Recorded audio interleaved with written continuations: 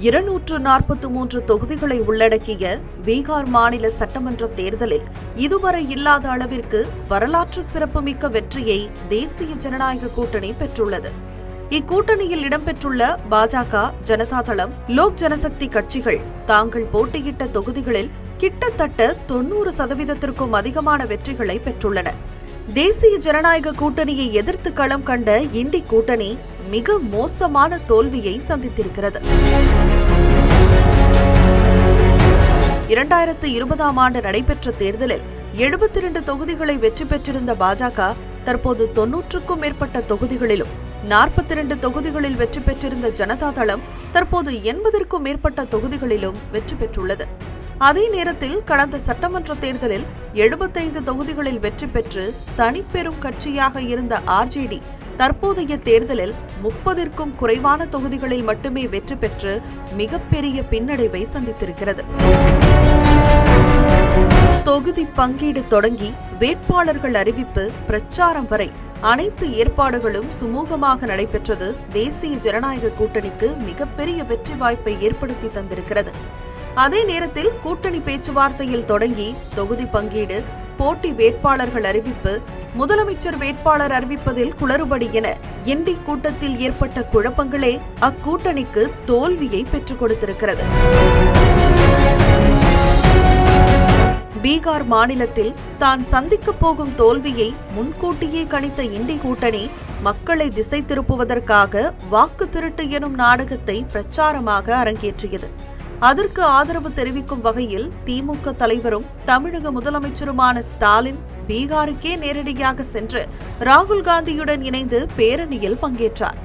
தமிழகத்தில் வசிக்கும் பீகார் மக்கள் குறித்த திமுக தலைவர்களின் அருவருக்கத்தக்க பேச்சு அம்மாநிலத்தில் பெரும் எதிர்ப்பு அலைகளை எழுப்பியிருந்த நிலையில் திமுக தலைவர் ஸ்டாலினை அழைத்து வந்து பிரச்சாரத்தில் ஈடுபட்டது ஆர்ஜேடிக்கு மிகப்பெரிய பின்னடைவு என்பதை தற்போது வெளியாகியிருக்கும் தேர்தல் முடிவுகள் தெளிவுபடுத்தியுள்ளன.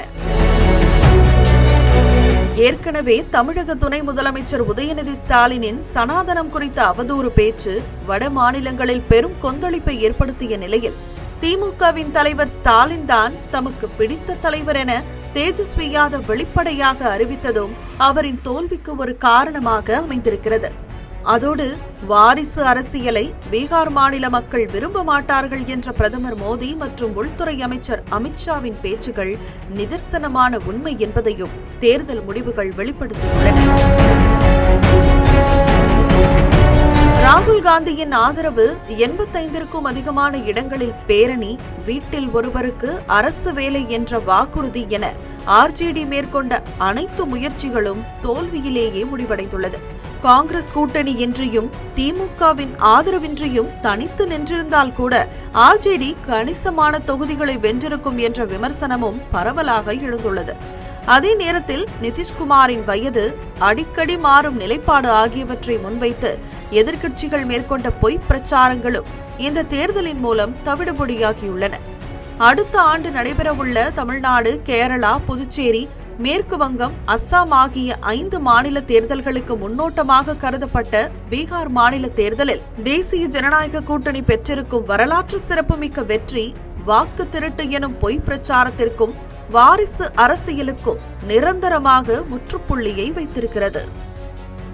13 years of trust, a revolution of gratitude, 100% assured appreciation. With gratitude, G-Square oda 13th year anniversary offer plot villa apartment எது புக் பண்ணாலும் 25 வருஷத்துக்கு பவர் இருக்கும், ஆனா EB bill இருக்காது. Up to 5 kilowatt solar panels with no additional cost ஓட கிடைக்கும். Zero EB revolution. To book, call 8939710009.